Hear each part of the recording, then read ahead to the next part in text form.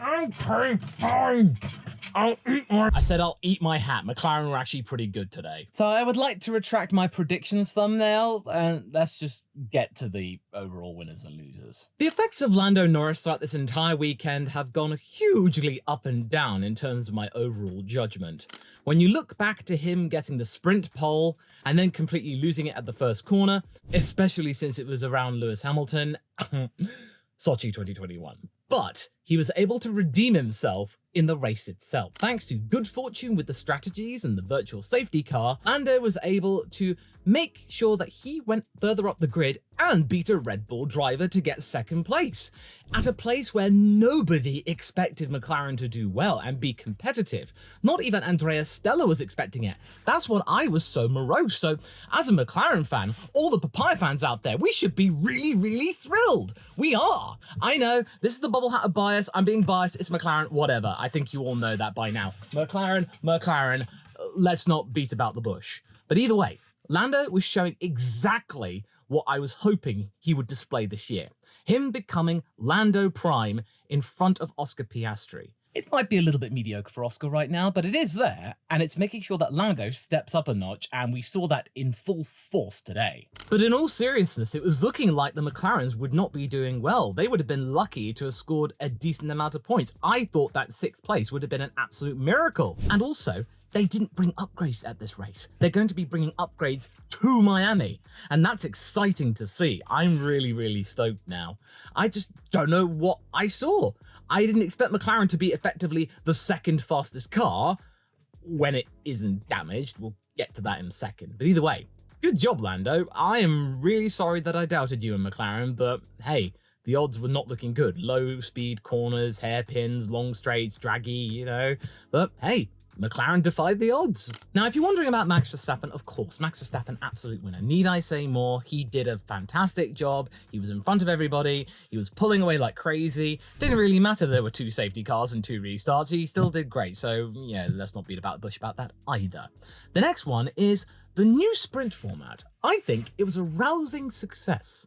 Like I mentioned in my predictions video, if you're not a particular fan of the sprint format, then you don't have to pay attention to it. You can just blindly ignore it, or just catch up with the highlights later on so it doesn't distract you from your day. The Parc Fermé situation is now completely resolved, so you can make changes, it's definitely been confirmed, between sprint and qualifying. Like we saw in full force with Lewis Hamilton, he got a 2nd place in the sprint and then got 18th in qualifying, albeit that was down to the Nico Rosberg effect of him commentating, "Oh, I hope Lewis doesn't lock his brakes into the corner." Oh, would you look at that, he did. Seriously, Nico's curse is not going to go away. It's perpetual. But in any case, I think the sprint format was a rousing success. We're going to be seeing it again in Miami, so consecutive sprint races. I'm quite pleased with it. They don't really need to change it for the time being. Maybe they could add more points later on, remains to be seen, because they are considering, the whole F1 Commission, about adding more points. So that means everyone down to 12th can score points. Basically, the top 5 remain the same, but from about 7th place onwards, it goes 6, 5, 4, 3, 2, 1, all that way down to 12th. Now, on the surface, I think that's a really banging idea. I think that's an absolute winner too. It means that the bottom 5 teams have some more points to fight for. What was 10th place can now get you 3 points. That's pretty good. It just gives you a little bit more hope that we might see more opportunities for Williams to score points. Haas might score a few more. Hulkenberg currently has scored some points, pending a review, of course. So I think, all right, this is one of the things I really wanted to see in one of my videos about how to make F1 better last year, but I still think we could do with some more teams. I think 10 teams and points all the way down to 12, a little bit excessive, almost like a participation award, but yeah, okay. I'm not really dead set against it, but I was dead set against the penalty that Alonso got in the sprint. 10-second penalty, and neither of the Ferraris ended up with a DNF, yet he did. And then 3 more penalty points. So now he's halfway towards a race ban, Fernando. What? I swear, if Fernando chooses to retire from Formula 1, part of that reason will be because he keeps getting banged on by the stewards. Seriously, I think that was completely unfair. 10-second penalty. What? Penalty points? Fine. Or a rap on the knuckles. But that? No. This is just a whole other mess all over again, just not nearly as dramatic. But either way, Alonso was able to completely brush that aside. he was so competitive in that sprint as well. It was absolutely magic to see him.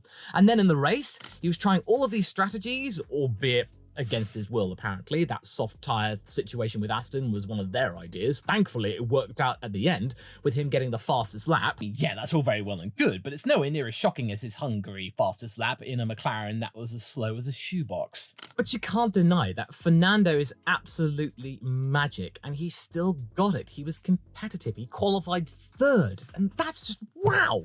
In a car that's supposed to be the 5th fastest, he can then bang it into the 2nd row. That's fantastic. Age is not affecting Alonso whatsoever. I'm really excited to see what can happen with Aston Martin if their upgrade path continues to be good, or at least more effective than it was last year post-Canada. This is really magical to see, especially when you get a Fernando who's stoked. That is quite fascinating. I'm loving this. Do I or don't I? I would probably say Checo just about squeaks into the winner category, just. Because in the sprint, yes, he had a little bit of a Mardy at the beginning, but as Alonso, Sainz and Leclerc were having a bit of a ding-dong battle, Checo was just like, I'll have 3rd place if you don't mind. And he just did it. He just calmly watched it all going down, and he took his opportunity and he managed to maximize the points. Now, I know that you might be able to argue back at me saying, well, he shouldn't have been in that position to begin with. Well, he was, and he was able to rectify it somewhat. Come the race, though, yeah, I can see your argument in that, well, he started 2nd and then he fell to 3rd. He finished behind a McLaren who's meant to be the 3rd fastest car behind the Ferraris. Well, to be fair, Lando and Leclerc were playing a blinder of a strategy, somewhat meant to be a 1-stop, but an extended 2-stop, I believe. Checo, I think, did well enough. It could have been worse. That he still got 3rd place. He is still comfortably the 2nd best in terms of the championship, and that, at the end of the day, is what Red Bull wants. It wasn't the cleanest of weekends, but it certainly was, I would say, just on the bleeding edge of good enough. Just. Had he finished 4th? No, he would not be a winner. No. Absolutely not, no matter how good he was in the sprint. Now, this one is subject to appeal, but I will give Hülkenberg his dues here, considering the woeful situation that Magnussen found himself in, and he had the upgraded car. Once again, Nico stuck with the old one, mainly because I thought Magnussen has better feedback, and according to Magnussen, the results and feedback from that upgrade were encouraging, which is nice to hear, a Haas upgrade that actually works. But maybe this time or next time, you should give that upgrade to Nico, because in the original base spec car, Nico got it into Q3, and he was for a long time in 9th place. Yes, he ultimately succumbed to Hamilton, and he ended up with 10th, but right now, pending an investigation due to safety car infringements and technicalities, which will hopefully mean he just gets a fine or penalty points, but he gets to keep that singular point, has to just get that little bit closer towards 6th place in the Constructors. Can you believe that? Especially on the day when Sauber looked like they could have actually scored a decent amount of points, but then they of course botched it, but I'll talk about that later because I am absolutely fuming. This time it had nothing to do with pit stops, or at least mostly not to do with pit stops. But Hülkenberg, once again, at the moment, more points for Haas. Very good. Let's just give him the more updated car. We might see some fireworks in Miami, one of their home races. Very nice. Now, another winner I would say is George Russell. Now, you might be thinking I'm being biased, but let's be real here. Yes, George Russell didn't exactly set the world alight with his results. He ended up with a P6, but at the same time, he was quiet. He kept his head down. He gave Mercedes something to smile about, or at least just not be sad about. All the while that Hamilton was having the huge highs and the huge lows, and then he ended up with a middling result. But he was all over the place, Hamilton, and all over the radio, whereas George was conspicuously absent on the radio. And that is something, quite frankly, we need to see more of. George not just going, blimey, I can't see what's going on in my visor. Try another strategy. Try this strategy. Pit, tally-ho, all that. You know, sometimes you just get on with the business and try and do what you can. George just seemed the more composed driver throughout the entire weekend. Sure, he didn't get 2nd place in the sprint, but he got more points in the race ultimately than his teammate. So, you know, swings and roundabouts and stuff. So I would say, just for the fact that it was a little bit more of a settled affair, George gets it. But again, Very, very close. And, oh, okay, all right, I'll put Zhou Guanyu in the winners too, because he ultimately got to fulfill his dream and got to race at his home event. Hopefully he gets one more go, but the odds are looking unlikely. Maybe he knows that this is the only time he'll get to race in F1 in Shanghai. He made the most of it. He broke down in tears in front of the crowd. Apparently, tickets for the event sold within half an hour, so F1 has realized how good it is to have a Chinese driver. Even though he had pit stops that weren't all that great, he at least got to fulfill the dream and put his place in the history books of F1. A Chinese driver, racing in China, and finishing. And at moments throughout the entire weekend, he did have his moments, getting into SQ3, sprint qualifying and the sprint itself, Sauber looked pretty competent, including Zhou. So, okay, I'll just give it for the sake of, he did good in his home race and he got to fulfill a dream. Good for him. Now we get onto the meh category, and I'm going to put Ferrari here. Now you might be objecting to this and thinking, well, why are you putting Ferrari here? They were 4th and 5th, that's still good. Well, you got to think all about relativity. Where they were just a race or two ago, they were easily the second fastest team. And sure, 4th place technically is the second fastest slot, but Leclerc had to do some more pit stop jiggery pokery with the virtual safety cars, and he was battling against Norris, and he couldn't quite get up to the McLaren. He wasn't really making inroads towards Norris, who technically should have had the slower car. But as we all saw in the telemetries and the deltas, McLaren were a lot faster than anybody expected. Even they weren't expecting to be that quick.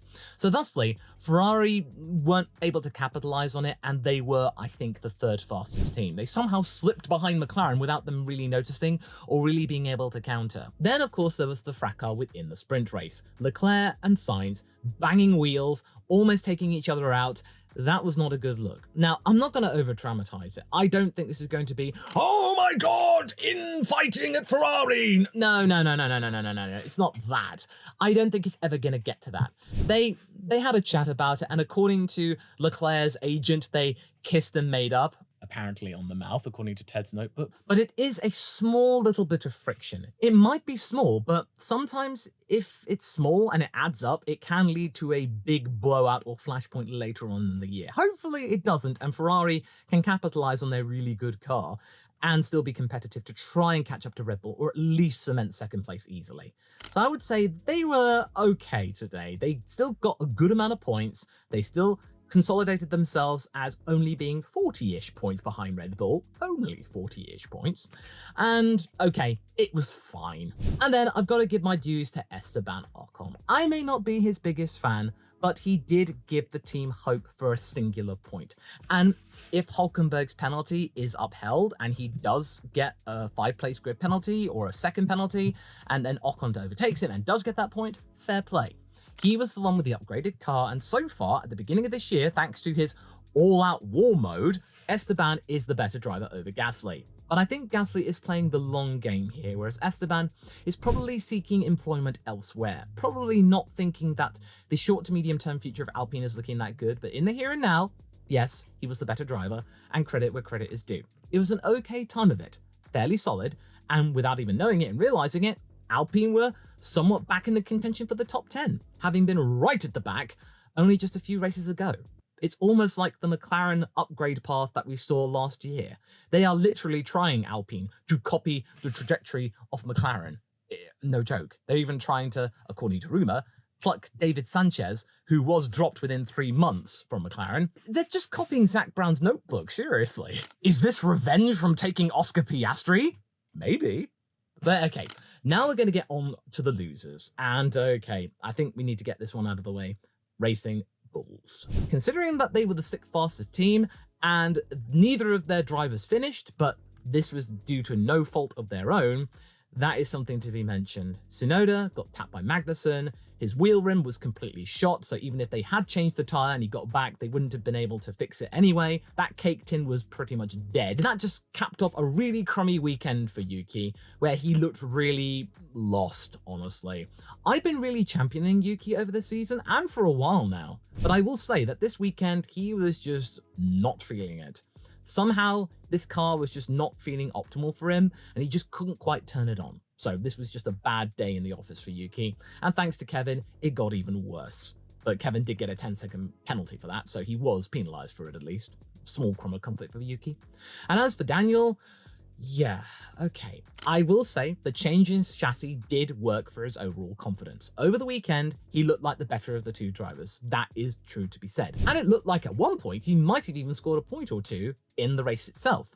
But in comes Lance Stroll. He got tapped in the back, and then his diffuser was completely devastated. According to some, there wasn't even a diffuser left, and you can't really make that work. I was surprised he was able to even carry on for a couple of laps, but yeah, Daniel was just completely nowhere. He could not do anything about it, so that was just unfortunate. But at the same time, this is still another DNF. Yes, through no fault of his own. Yes, of course, there was the Albon situation in Suzuka where he wasn't fully to blame. But it's still another DNF, no points, despite a promising result. Some people may look at that and say, well, he had the opportunity and it was taken away and he botched it. He didn't translate that into points. That's very true. Hopefully, Dr. Marco and Christian Horner will go easy on him because, yeah, it wasn't entirely his fault. No, it wasn't his fault, no. But still, another DNF. It was just the worst weekend in the office for Racing Bulls, quite frankly, so I think they were the biggest losers considering what they could have expected. Although having said that, maybe Sauber would be up there. They were looking close too. Once again, Bottas, like he was in Melbourne, looked on the points. He looked spicy. He looked like he might have been able to give them their first point. But this time it wasn't the pit stops that screwed over his day. No, it was an engine failure. Yes, a Ferrari engine failure. That's not looking good for the main Ferrari team, but either way, that was an opportunity of Bottas trying to get some points completely scuppered, and that's what caused the first safety car. And yeah, this is really not helping Bottas's case, nor is it with Zhou, because at least Zhou was able to finish, but he was spending a long time during that race near the back, competing with Lewis Hamilton, who had a really bad time of it in qualifying. So he didn't get electric results, but at least he finished. And the pit stops were relatively quick, you know, only 5 seconds long, so yeah, okay. But yeah, just missed opportunity for Bottas, missed opportunity for Sauber again, considering that Racing Bulls didn't score, Haas have scored a point. It's looking increasingly unlikely right now they will get anything better than 8th, maybe even 9th again. So Audi are probably not looking very, very fondly at this current lineup, and I think changes will be had. I don't think Zhou and Bottas will survive another year. Quite frankly, I think they were lucky for this season, but Bottas, yeah, he did okay. He was really good in sprint qualifying and qualifying. He did try his best he could. Bottas, not his fault. It was the car that let him down again. Then, like I touched upon with Ocon, Gasly, he just looked sloppy. He was getting himself embroiled in loads of situations. He even had a situation where he was just sloppy, I think through the pit exit or something. But again, he just did not look polished. And yeah, I'm championing Gasly for his role of trying to be the team leader, but right now he's just not coming up with the goods. Hopefully it turns around and he's able to make good of it later in the season, but it's initially advantage Ocon, so sloppy time of it, I'm afraid. And yeah, Lewis. Yeah, I'm calling Lewis a loser. I know he got second place in the sprint, and that is really good, but at the same time, it puts the spotlight on you. You get second place. You look somewhat competitive. And can you convert that into a good result in the race? No, you can't. You're out in Q1. Granted, it was down to one singular mistake which could have seen him into Q2 had he not done it, but the fact is, though, he did it. And that was just not looking good. 18th. And then for a long time, he was stuck within the bottom 5, and he really couldn't make inroads until later on in the race. And yeah, of course, he did crawl his way back up to 9th place. But again, it's barely in the top 10. And he could not get past Piastri, who he himself had a damaged car. That's something to mention here. I haven't really mentioned Piastri here. I would not really call him a loser. I was going to put him in the meh category because, you know, he wasn't really setting the world alight against Lando, but he was damaged. It didn't look like he was damaged. It looked like he got away with it, including the Stroll-Ricciardo situation, but no, you could see bits of his diffuser hanging around. It was a miracle that Hamilton didn't overtake him. But at the same time, Hamilton should have overtaken him. Once again, Piastri and Hamilton battling for position, and Hamilton couldn't quite do it. And yeah, that's a little bit of a, well, that's a damn squib, honestly. And the amount of times he was over the radio, it was excessive. But let's remember here, this is the world feed we are getting. There are people choosing what radio transmissions go out to be broadcast. So we got to pay that in mind here. The editors were probably listening into Lewis Hamilton complaining and thinking, oh, Lewis complaining, pump that. Lewis complaining again, pump that. Pump that, pump that, pump that, because it gets people talking like I am right now. So take that with a bag of salt, my friend. Just remember, he wasn't the biggest loser, but yeah, he did lose out on a really good start to the weekend. But I think the worst situation really would be with Magnussen, because oh my goodness, he had the upgraded car as well. And yes, he provided positive feedback. He's very, very sensitive to all of this. And in previous seasons, he's been the one to get the upgrades first. I think they now need to change that strategy, because Magnussen was sloppy. Yes, he had the 10-second situation in Jeddah, but that was sort of forgotten in a way because he was just doing so many things to try and keep Nico away from that group and he could get a point. He was doing something for the team. He was taking one for the team. This time around, he wasn't really doing the team any favours at all. Yes, he looked on for maybe 12th place, but he then collided with Tsunoda at the restart, and that caused a second safety car, and then it just looked really, really bad. It was poor driving in the extreme. All the while, Nico looked more odds-on to score points in the older car. So you can't really get a good baseline with that, can you? And it's just really an example about why I think this might be Kevin's last season. And I think he might be okay with that.